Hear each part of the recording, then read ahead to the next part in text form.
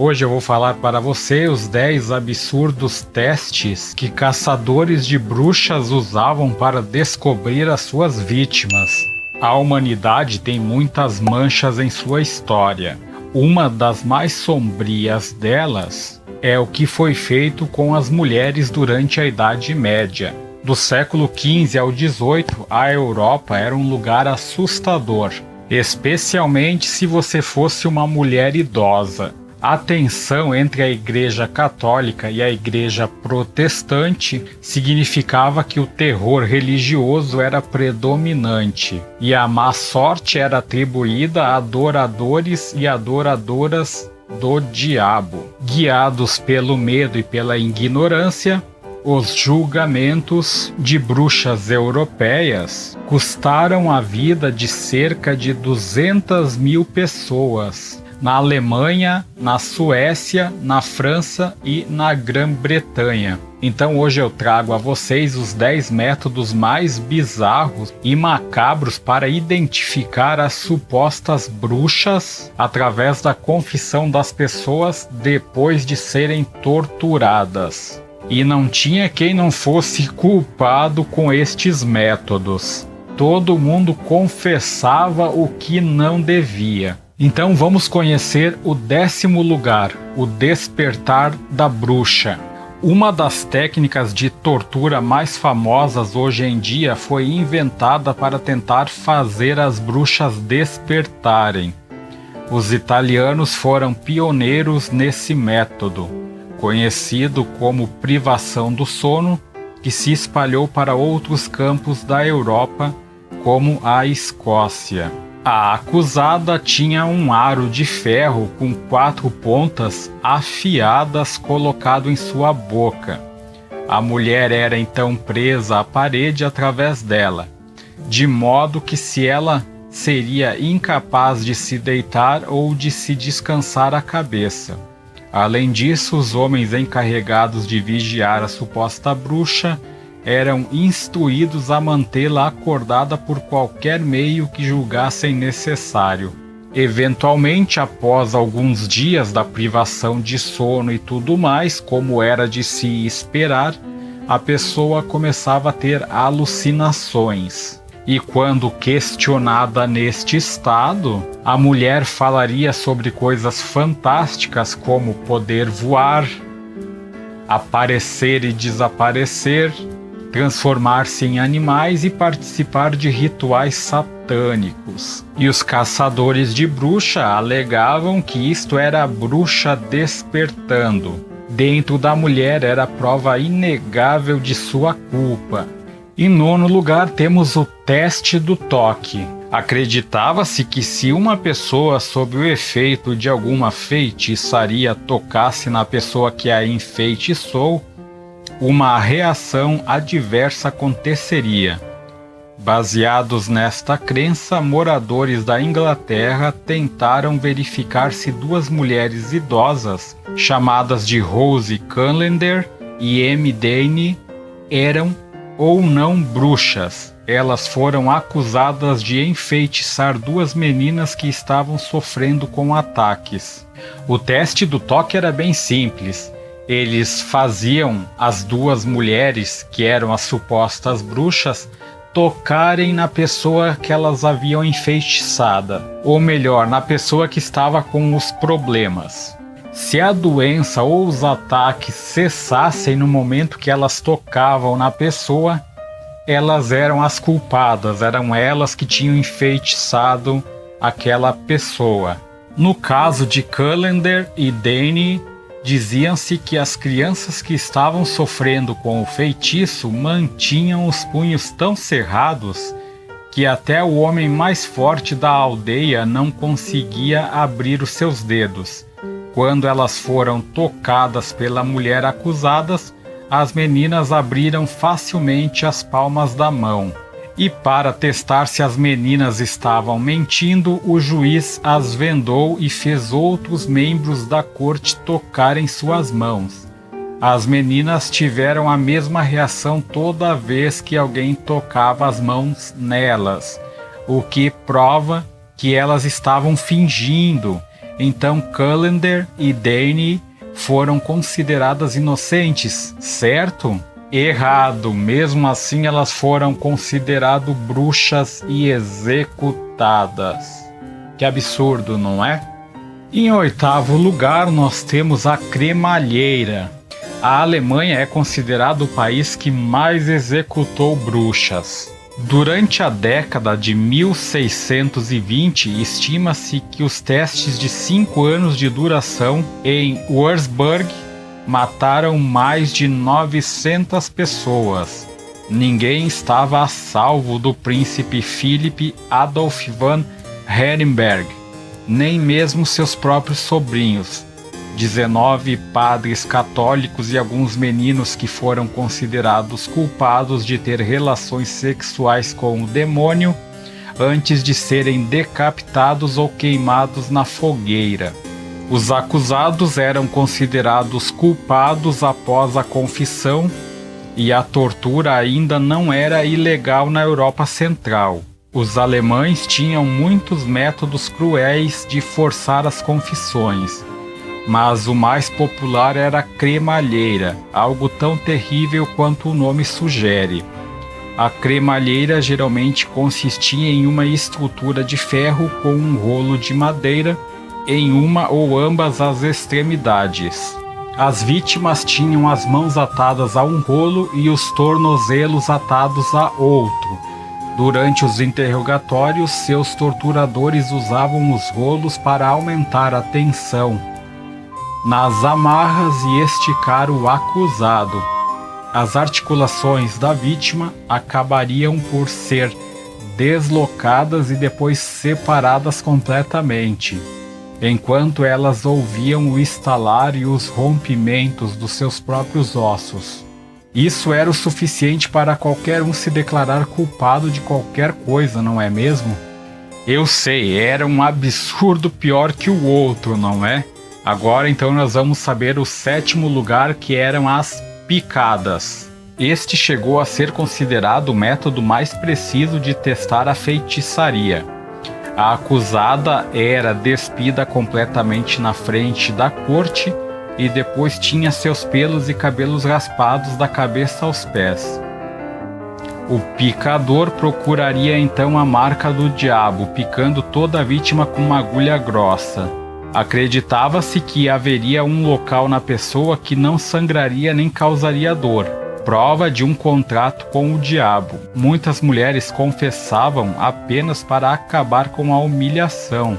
Na Escócia, alguém que tinha a função de picar bruxas poderia ganhar 6 libras por bruxa. O salário médio diário naqueles dias era de 1 shilling, moeda que até 1971 representava a 20ª parte de uma libra. Como na maioria dos empregados para a época, era uma profissão masculina, mas não impedia que mulheres também se tornassem picadoras. Em sexto lugar, nós temos o vigoçar.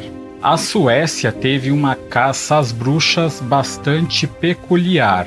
Lá, as execuções eram baseadas nos depoimentos de crianças, muitas vezes dos filhos e filhas dos acusados, que eram torturados até fornecerem histórias adequadamente fantásticas. As crianças eram predominantemente questionadas sobre suas experiências visitando Blácula, a sala de banquetes do diabo com um buraco no chão através do qual se podia observar o inferno embaixo.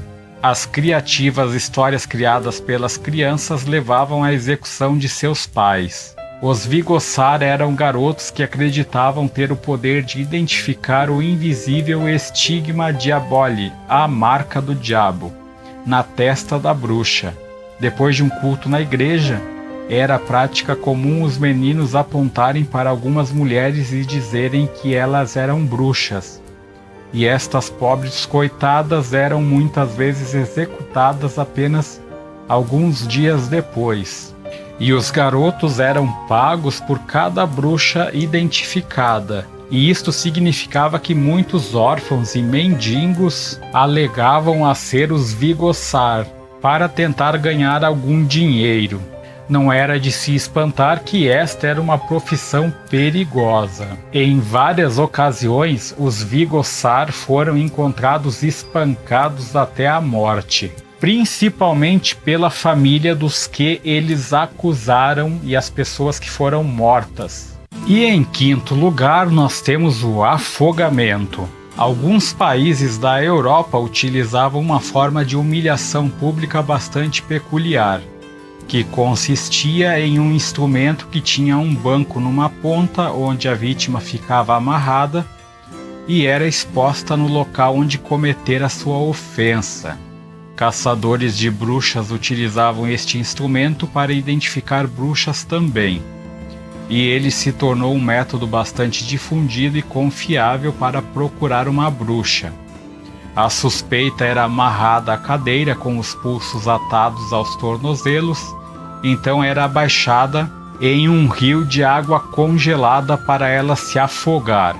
A lógica era simples: se ela fosse culpada, ela flutuaria até a superfície, seja porque havia renunciado ao batismo com a rejeição de Deus, ou porque usaria seus poderes mágicos para flutuar e evitar o afogamento, e seria morta como uma bruxa. E se ela fosse inocente, ela se afundaria e se afogaria, já que, como sendo uma vítima inocente, ela seria aceita no céu. E aos caçadores de bruxas, isto era um destino muito melhor do que viver como sendo uma suspeita de bruxaria, destinada à execução e ao inferno. E às vezes uma bruxa que flutuasse era afogada repetidamente até que confessasse ser uma bruxa. E em quarto lugar nós temos pesando a bruxa. Pesar a alma das bruxas foi outra ideia brilhante que matou diversas mulheres inocentes. A Holanda tinha uma casa de pesagem muito famosa. Mulheres de lugares distantes, como a Alemanha e a Hungria, iam até lá para provar sua inocência. A ideia era bem simples e estúpida também. Almas seriam pesadas. Como uma bruxa não possuiria uma, ela seria significativamente mais leve que a mulher inocente. A casa de pesagens holandesa tinha um grande conjunto de balanças. A acusada ficaria de um lado e os pesos de ferro eram colocados do outro. Mulheres com peso adequado recebiam certificados para provar sua inocência. Os holandeses não eram os únicos que acreditavam que era possível encontrar uma bruxa a pesando. Em Aylesbury, na Inglaterra, era prática comum despir uma mulher e pesá-la contra uma Bíblia pesada e encadernada de ferro. Se a balança não se equilibrasse exatamente, a mulher seria condenada como uma bruxa. E em outros lugares da Europa, as mulheres eram pesadas com pilhas de Bíblias. E se elas não fossem consideradas culpadas imediatamente, Bíblias extras eram adicionadas às pilhas. Olhem só que absurdo. E em terceiro lugar nós temos a verificação dos cadáveres. Se alguém fosse acusado de assassinato por feitiçaria, poderia ser considerado culpado através de um método conhecido como ius cruentationis, que consistia em colocar o suspeito perto do cadáver e ver se alguma coisa acontecia. As pessoas acreditavam que a alma ainda residia no corpo logo após a morte, e que o corpo reagiria de forma incomum na presença do assassino. O acusado era obrigado a chamar o nome da pessoa morta, andar ao redor do cadáver e tocar as feridas do corpo. Se surgisse sangue de novo, o corpo se movesse ou a vítima começasse a espumar pela boca, o suspeito seria considerado culpado. O que realmente acontecia em casos positivos era o vazamento de um líquido conhecido como fluido de purga, que se parece com sangue e é expelido por vários orifícios durante a putrefação. Os cadáveres também podem se contorcer levemente, expelir o conteúdo de suas entranhas ou até mesmo parecer gemer logo após a morte. Na época das caças às bruxas, isto seria visto como a alma deixando o corpo, para escapar do assassino. Em segundo lugar, nós temos seios à mostras. Caçadores de bruxas suspeitavam de pessoas que tinham animais de estimação em casa. Acreditavam-se que as bruxas mantinham demônios em suas casas, como animais de estimação disfarçados de cães, gatos ou qualquer outro animal, até mesmo insetos ou roedores, e que estes demônios eram amamentados com um mamilo especial dado à bruxa pelo próprio diabo. Pintas, marcas de pele ou alguma marca de nascença incomum no corpo era considerada prova de que a acusada praticava a feitiçaria e alimentava estes demônios domésticos dessa maneira.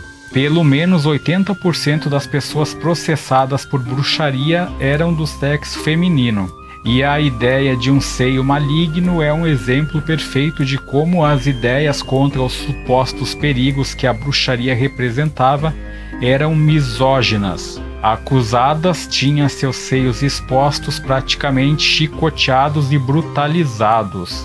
Uma história terrível e macabra envolve essa prática. Uma mulher chamada Anna Pappenheimer, do estado alemão da Baviera, foi torturada até admitir ter relações sexuais com o diabo. E como punição, seus seios foram cortados e forçados em sua boca e depois na boca de seus 2 filhos adultos, antes que os 3 fossem queimados na fogueira. E em primeiro lugar, sim, ser incapaz de chorar. O Maleus Maleficarum, o martelo das bruxas, era um documento medieval publicado sobre bruxas e suas práticas e sobre os métodos para conduzir julgamentos e puni-las. Foi escrito em latim por 2 monges alemães. Por centenas de anos foi o livro mais vendido na Europa, perdendo apenas para a Bíblia. O Maleus Maleficarum afirma que as bruxas seriam incapazes de derramar lágrimas reais quando colocadas diante de um juiz ou mesmo submetidas à tortura. O livro ainda sugeria que os caçadores de bruxas desconfiassem de bruxas maliciosas, que provavelmente fingiriam lágrimas cuspindo em seus próprios rostos. Porém, durante o período medieval, a falta de cuidados de saúde e higiene pessoal levava os idosos a sofrerem com infecções dos canais lacrimais que impedem o doente de derramar lágrimas. Isso significa que muitas mulheres idosas eram sacrificadas simplesmente por terem esse problema de saúde que as impediam de derramar lágrimas. Bom, chegamos ao final. O que você achou desse top 10? Que bizarrice, não é mesmo? Tudo em nome da religião faziam isso com as pobres coitadas e os pobres coitados, enfim. Desde já eu convido a você a se inscrever no canal se não for inscrito. Se gostou e quiser deixar um like, ficarei muito feliz. E até o próximo vídeo, meus queridos amigos. Tchau!